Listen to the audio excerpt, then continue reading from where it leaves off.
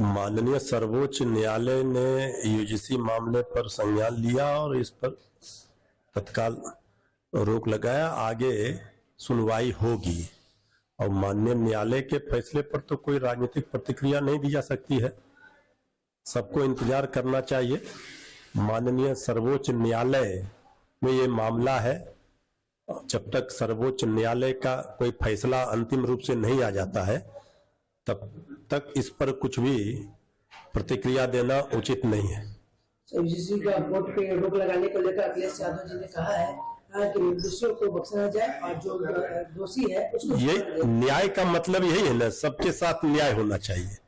जो निर्दोष हो वो फंसे नहीं और जो दोषी हो वो बचे नहीं। यही तो न्याय है। इसलिए तो माननीय सर्वोच्च न्यायालय में ये पूरा मामला उनके फैसले का इंतजार किया जाना चाहिए। कि देश की जनता ने एनडीए को रहनुमाई दी है, जिनकी रहनुमाई नरेंद्र मोदी जी करता है। देश के रिसोर्सेस पे, देश की यूनिवर्सिटीज पे सभी समाज का हक है और हमने कोशिश करी थी कि जो मार्जिनलाइज सेक्शंस हैं, जो पिछड़ा है, अगर कहीं उनसे बीच में कोई नाइंसाफी होती है और उसके लिए कानून बनाया जाए। अब आज सुबह मालूम हुआ है कि सुप्रीम कोर्ट ने इंटरवेंशन करा है, रोक लगाया है उस पर, तो उस पर और ज्यादा टिप्पणी नहीं करना चाहिए। कोर्ट के अंदर में मामला है, सुप्रीम कोर्ट को फैसला करने दीजिए। सर, आप लगातार कोलिजन सिस्टम के खिलाफ आवाज उठाते रहे हैं, लेकिन अभी तक अगर देखा जाए तो लगातार कह रहा है सुप्रीम कोर्ट को फैसला तो करने दीजिए। आप लोग इतनी हड़बड़ी में क्यों है? फैसला करने दीजिए। चलिए सर, लैंड फॉर जॉब मामले में लालू प्रसाद यादव को सुप्रीम कोर्ट ने इसका शरीर साक्ष्य के साथ उपस्थित होने के लिए कहा है। कोर्ट का प्रोसीजर है, कोर्ट कह रहा है जाए लालू जी, इसमें क्या दिक्कत है?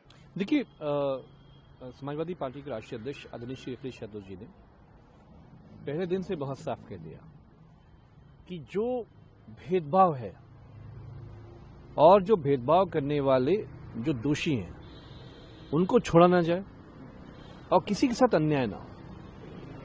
हम पूरे देश के जो हमारे इंस्टीट्यूशंस हैं, विश्वविद्यालय हैं और जो हमारे दूसरे इदारे हैं, हम देखते हैं कि जहां पे स्टूडेंट तो 85% आदिवासी हैं, दलित हैं, अन्य पिछड़ा वर्ग के लोग हैं, लेकिन उनके ना वहां प्रोफेसर्स हैं, ना एचओडी हैं, ना वाइस चांसलर्स हैं।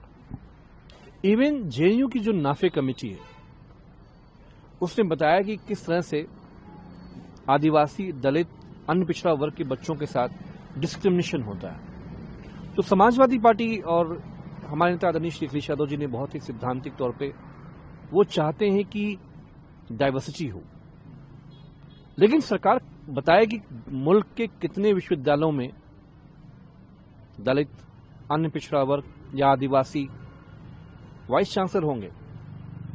देश के जो मुखिया हैं, विश्वगुरु, तो वो तो अपने आप को पिछड़े का नेता बनाने के लिए परेशान है, लेकिन पिछड़ों के पास कुछ है नहीं। इसलिए समाजवादी पार्टी ये समझती है कि 2027 में सरकार आने के बाद